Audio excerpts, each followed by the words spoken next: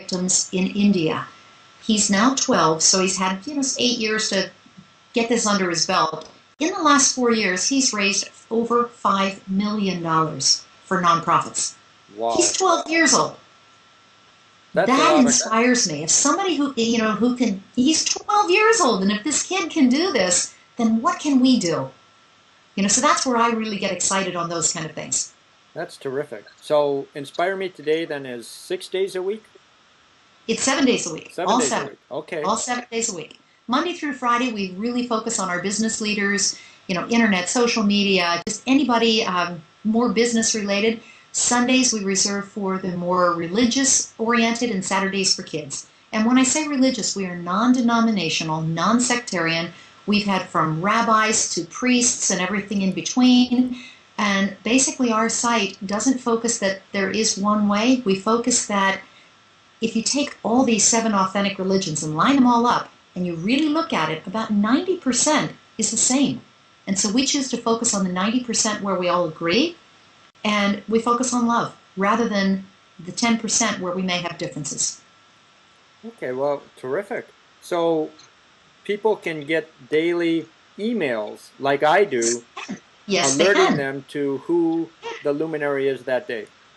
Well, not only to who that luminary is, so some people that are on that mailing list may or may not even come to the site that day, but what it really does is we email out that 500 words of that person, their last words, their most important lessons in life. Each and every day you can have that email to your inbox. Okay, and you're also kind of start your day off in a good way. Right, you're also on Twitter. Oh, I'm very much on Twitter, as you know. My Twitter name is @InspireMeToday. Please follow, and I will follow you right back.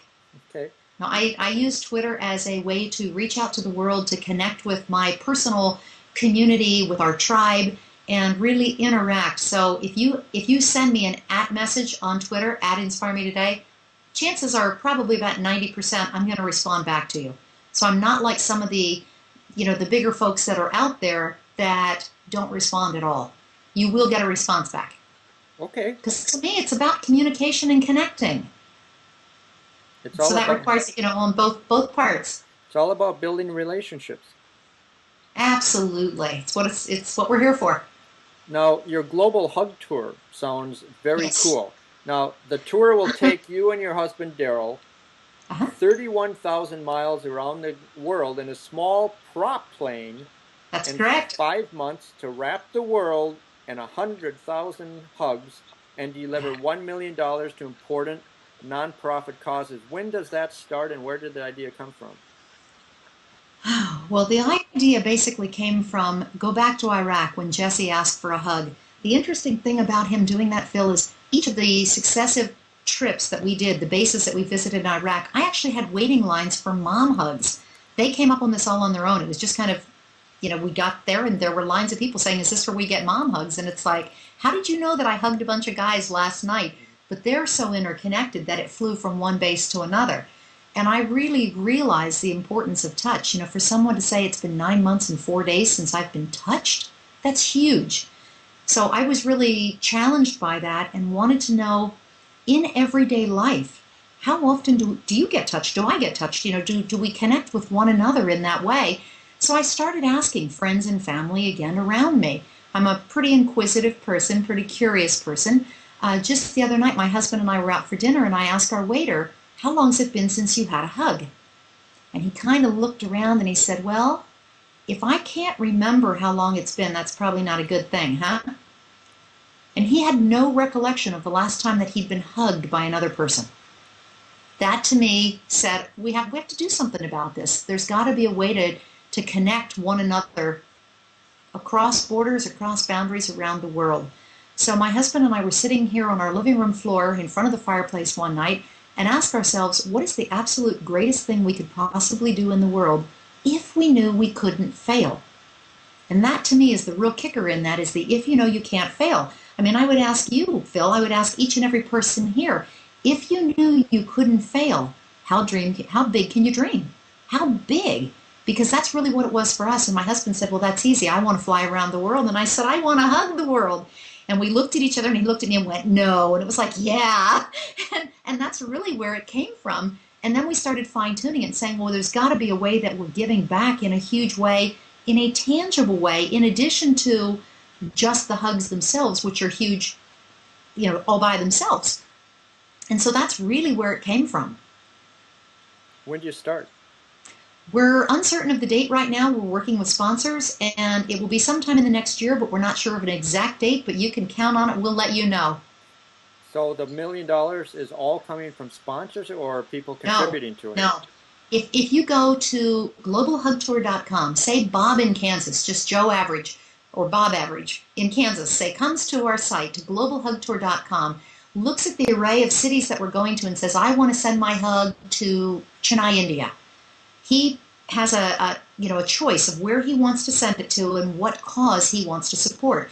So suppose Bob sends his hug to Chennai, India. When we hop off that airplane in Chennai, India, not only will we hug 2,000 people at that location or more, but at least 2,000 people per location, but each and every person will get a little sticker that says, you are loved, you've been hugged by the Global Hug Tour. It will have our URL on it for globalhugtour.com, but in addition, each sticker has a unique password that links Bob in Kansas with, say, Naresh in India, and connects the two of them, swapping their email addresses. Bob's whole $10 goes directly to the nonprofit in India. In Chennai, India, it's Dr. Mani's Children's Heart Foundation, and the difference that he's making is pretty phenomenal. One of the things that we did, Phil, was we really wanted to make sure that our results are tangible. And what I mean by that is one hug in Chicago will feed 3 homeless people. 2 hugs in Siam Reap, Cambodia will educate a child for a year, whereas 100 hugs in Chennai, India will pay that entire cost for heart surgery to save the life of a child.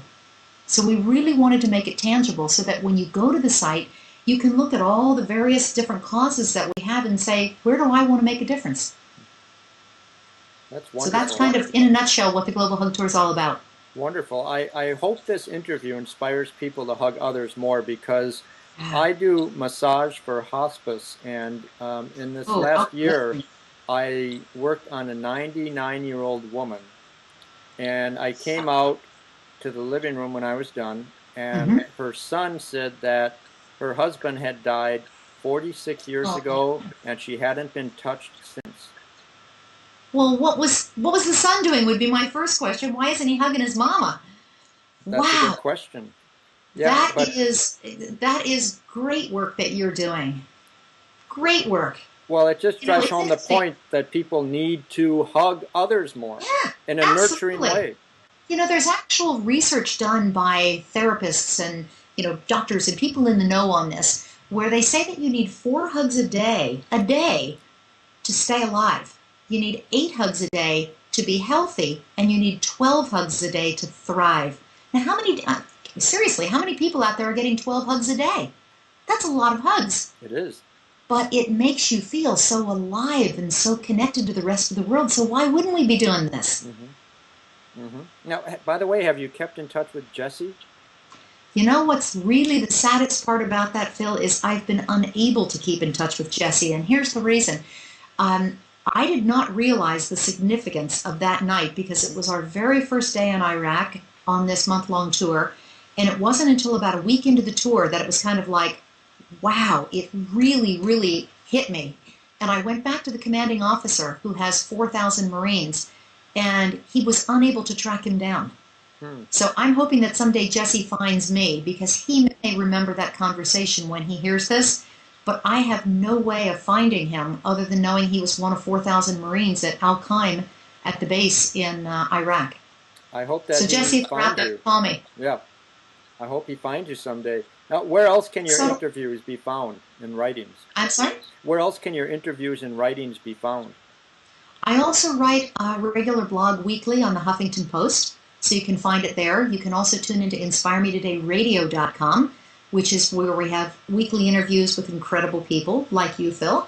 And on InspireMeToday.com, there is an archive of literally hundreds and hundreds of interviews, and they're all free. So stop by any time that you need that little extra pick-me-up, and join us for the Global Hug Tour so that I can physically give you a hug wherever you may be in the world. Well, this is terrific. I enjoyed talking to you very much, and I'll give you a virtual hug here. There's one right back to you.